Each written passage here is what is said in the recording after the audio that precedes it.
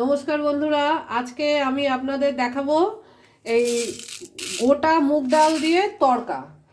এটা হচ্ছে গোটা মুগ ডাল, অনেকে তড়কার ডালও বলে থাকে।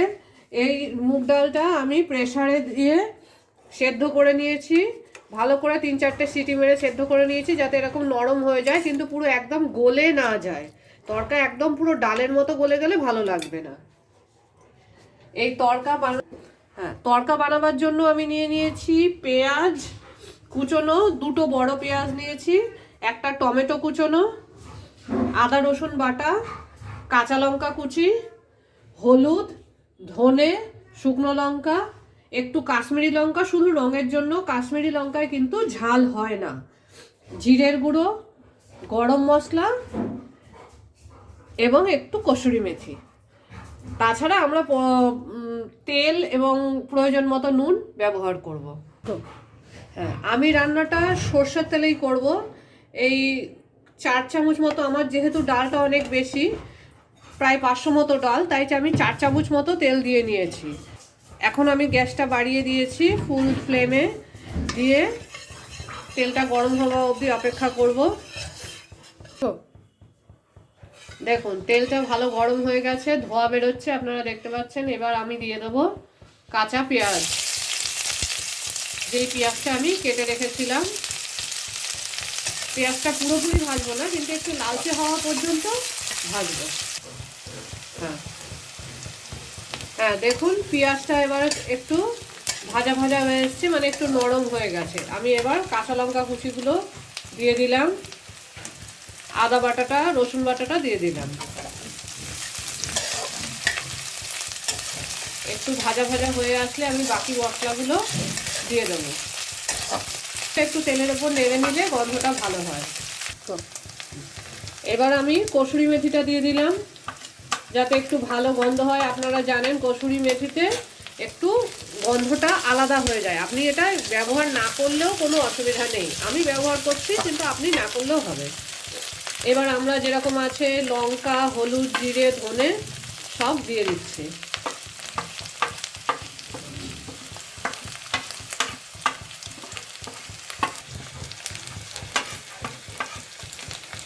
আর কাশ্মীরি মির্চও একটু দিয়ে দিলাম যাতে গন্ধটা রঙটা যাতে ভালো হয়। আর গরম মশলার গুঁড়োটা থাকলেও ওটা আমি পরে ব্যবহার করব। যেহেতু আমার সব মশলাগুলোই গুঁড়ো, সেই জন্য আমি একটু জল ব্যবহার করলাম, তাহলে কি মশলাটা ভালো কষা হবে।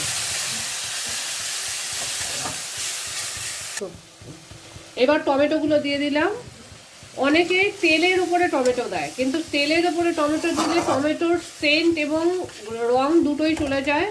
আমি মশলার মধ্যে দিই কাঁচা টমেটো, যাতে এই গ্রেভিটা ভালো হয়। আপনি যতটা পারবেন কুচিয়ে দিতে চাইবেন দেবেন, আর না হলে বড় বড় রাখলে, আমি যেরকম বড় বড় রেখেছি আপনিও রাখতে পারেন।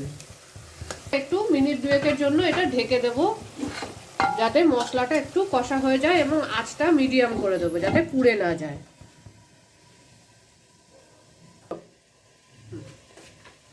দেখুন মশলাটা কি সুন্দর রং হয়ে গেছে এবং কষাও হয়ে গেছে, কিন্তু আরেকটু কষা হওয়ার দরকার আছে, আরেকটু তেল ছাড়তে হবে মশলাটা থেকে।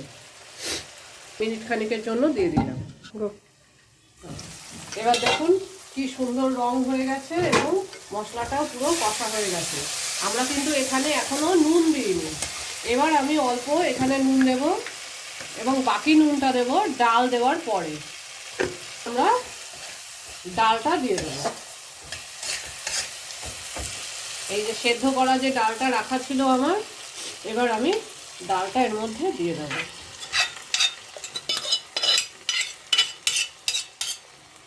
ঠিক আছে, এইবার ডালটার ওপরে আমি নুন দিয়ে দিলাম পরিমাণ মতো। নুনটা সবাই কম বেশি নিজেদের আন্দাজ মতো দেবেন। এবার আমি একটু হালকা জল দিয়ে দিই। হ্যাঁ,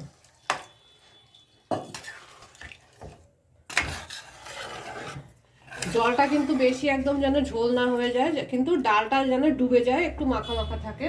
এবার আমি একে ফুটতে দেওয়ার জন্য আঁচটা মিডিয়াম করে ঢেকে দিলাম মিনিট 5-এর জন্য। দেখুন 5 মিনিট মতো হয়ে গেছে। তরকাটাও ফুটে বেশ ভালো হয়ে গেছে, মিশে গেছে মশলার সাথে।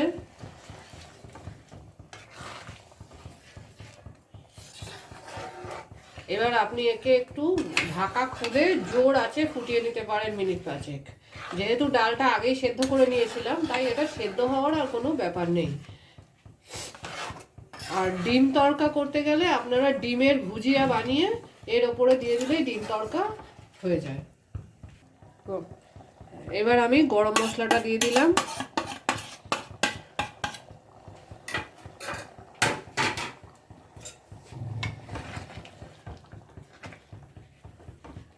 গরম মশলাটা দিয়ে একটু নেড়ে নিলাম।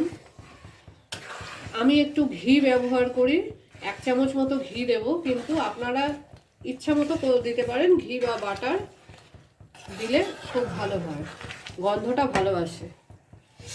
তো আমি 1 চামচ মতো ঘি দিলাম। ঘি দিয়ে এবার আমি নামিয়ে ফেলবো।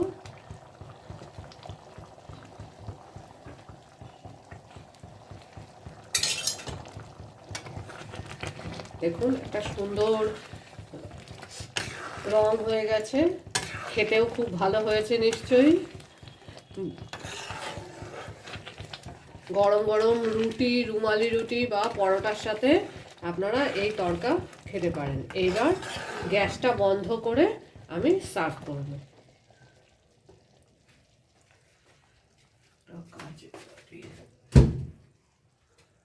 স্টার্ট। আমাদের সুস্বাদু তড়কা তৈরি। আমরা ভালো রুটির সাথে বা পরোটার সাথে এটাকে সার্ভ করব।